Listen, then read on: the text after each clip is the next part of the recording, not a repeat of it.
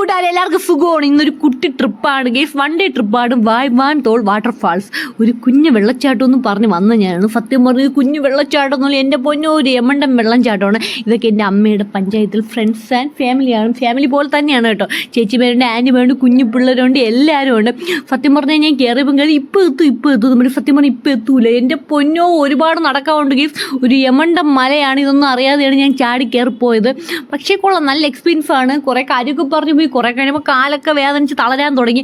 എന്നാലും ഞാൻ വിട്ടുകൊടുത്തില്ല. കാരണം എന്നെക്കാൾ ഏജ്ഡ് ആയിട്ടുള്ള ഒരുപാട് പേര് ഈ മല കയറി. അപ്പം ഞാനും കയറുന്നു. പക്ഷേ എൻ്റെ അമ്മയെ കണ്ടില്ലേ, കമ്പൊക്കെ കുത്തി പോവുകയാണ്. ഒരു പ്രോപ്പറായിട്ട് വഴിയൊന്നുമില്ല. ഈ പാർക്കെട്ടിൻ്റെ ഇടയിൽ കൂടെയൊക്കെ പോകണം. ഗുഹകളുണ്ട്, മൃഗങ്ങളൊക്കെ ഉണ്ടെന്നാണ് അവർ പറഞ്ഞത്. പക്ഷേ എനിക്ക് മൃഗങ്ങളെയൊന്നും പേടിയൊന്നുമില്ല. ഈ പാറയിൽ നിന്ന് വന്ന് വീഴുമെന്നൊരു പേടി ഉണ്ടായതോളൂ.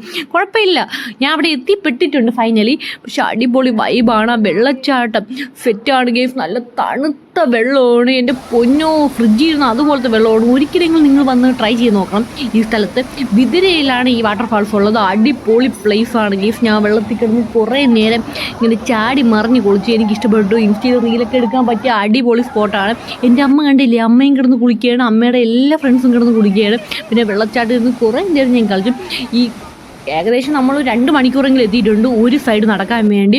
സത്യം പറഞ്ഞാൽ ഒരിക്കലെങ്കിലും എക്സ്പീരിയൻസ് വേണം. ഞാൻ ഫസ്റ്റ് ടൈമാണ് ഈ വെള്ളച്ചാട്ടത്തിൽ വന്നിട്ടുള്ളത്. എനിക്ക് അറിയത്തില്ലായിരുന്നു ഇത്രയും അടിപൊളി വെള്ളച്ചാട്ടം ഈ ട്രിവാൻഡ്രത്തുണ്ടെന്ന്. ഈ മലയുടെ മുകളിൽ നിന്നാണ് ഈ വെള്ളമൊക്കെ വരുന്നത്.